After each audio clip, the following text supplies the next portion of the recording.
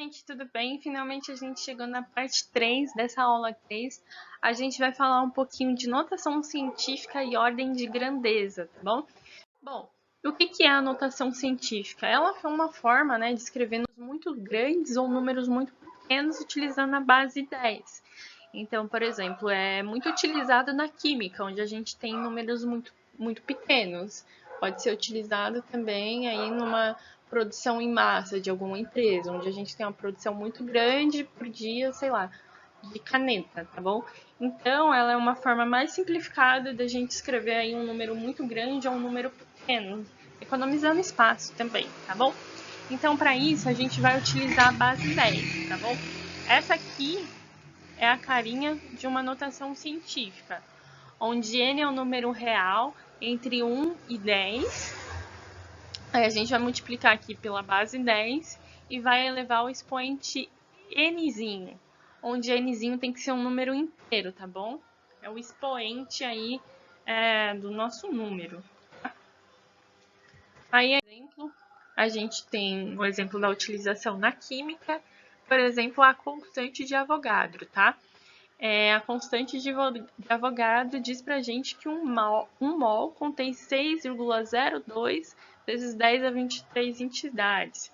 Por exemplo, um mol de átomos contém 6,02 vezes 10 a 23 átomos, beleza? Mas aí, como é que a gente escreve um número na forma de notação científica? A gente escrevi aqui um passo a passo para vocês, tá bom? E o primeiro passo é assim, a gente vai escrever esse número na forma decimal com apenas um número antes da vírgula. Isso é importante, a gente tem que ter apenas um número antes da vírgula. Aí depois a gente vai colocar a base 10 e escrever o expoente aí, a quantidade de casas decimais que a gente teve que andar com a vírgula para escrever esse número na forma decimal. Então, por exemplo, se a gente andou para a esquerda, nosso expoente vai aumentar. Então, se a gente andar para a direita, o nosso expoente vai diminuir.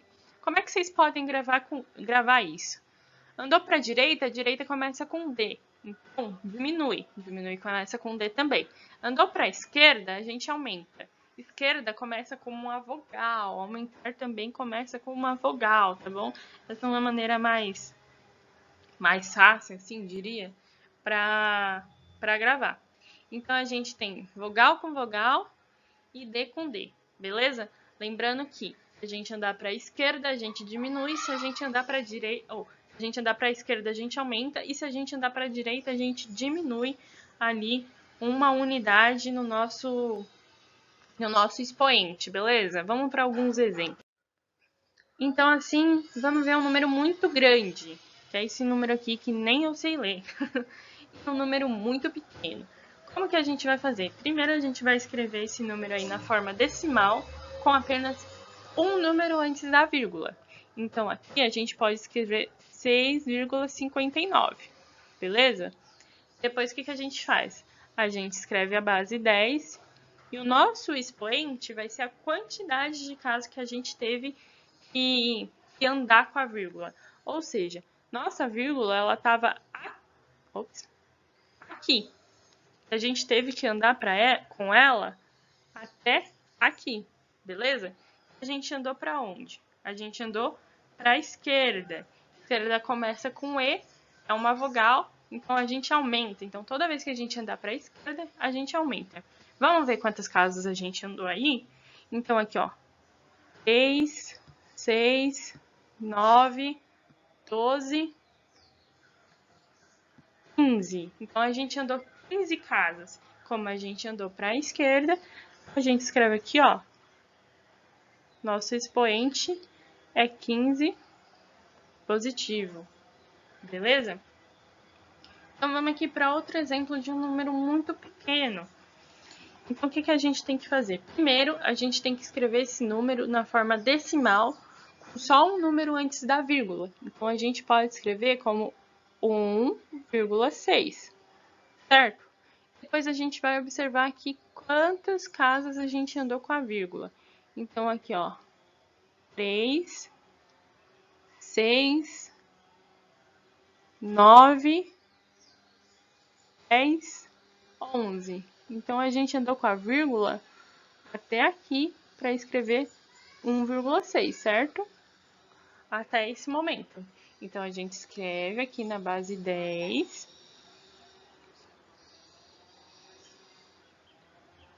A gente andou para a direita ou a gente andou para a esquerda? A gente andou para a direita, certo? Porque a nossa vírgula estava aqui e a gente teve que colocar ela aqui.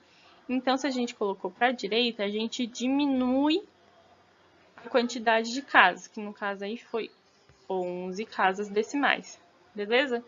É bem simples, né, gente? Facinho aí pra gente trabalhar. Agora, o próximo tópico que a gente vai falar é da ordem de grandeza de um determinado número, beleza? Então, vamos falar aí do passo, de como determinar isso. Então, a gente tem um número na forma da notação científica, igual a gente tinha anteriormente, tá bom? E o que a gente tem que fazer para descobrir a ordem de grandeza desse nosso número? Primeiro, a gente tem que comparar o nosso valor nzão com raiz de 10, que é aproximadamente 3,16. Se nzão for menor que 3,16, a ordem de grandeza desse nosso número aí é 10 elevado a n. Ou seja, a gente não faz nenhuma alteração. A ordem de grandeza é exatamente essa que a gente observa quando a gente escreve o número na forma da notação científica. Agora, se n for maior que 3,16, a ordem de grandeza vai ser 10 elevado a n mais 1. Ou seja, a gente vai ter que somar um expoente aí, da forma como a gente escreveu o nosso número na notação científica, tá bom? E, ou seja, a gente mantém o expoente se nzão for menor que 3,16. Se nzão for maior que 3,16, a gente soma uma unidade ao expoente, beleza? Vamos analisar aí o exemplo? Qual é a ordem de grandeza desse número aí? Então, a gente já tem o número escrito na forma de notação científica, e o que a gente tem que fazer? A gente tem que analisar esse número aqui. Esse é o nosso n, essa é a nossa base 10. Esse 3 aqui é o nosso expoente, que é o nosso nzinho. Então, a primeira coisa, a gente vai analisar o nosso nzão. No caso, é 4,8. 4,8 é maior que 3,16, certo? Acho que está bem claro isso. Então, como 4,8 é maior que 3,16, a ordem de grandeza do nosso número, a gente soma um expoente. Então, por exemplo, aqui se a gente tem 10 à terceira, o nosso expoente vai passar a ser 10 à quarta, beleza? Porque o nosso nzão é maior que 3,16. Se ele fosse menor, a gente manteria da mesma forma. Então, a nossa ordem de grandeza, a nossa OG, é igual a 4, beleza? Que é essa daqui, ok? Não tem como voltar? Ai, droga, queria que desse para voltar para fazer os outros exemplos com vocês. Mas é basicamente isso, tá bom, gente? Se o nzão for maior que 3,16, é esse caso aqui, tá bom? 4,8 é maior que 3,16, a gente soma uma unidade aqui no expoente. Se fosse menor, a gente não faria nenhuma alteração, beleza? Então, é isso da ordem de grandeza que eu queria falar para vocês. A gente vai acabar por aqui, tá bom? Qualquer dúvida que vocês tiverem, podem me chamar no WhatsApp, os outros monitores também, tanto a Vitória como o Gui.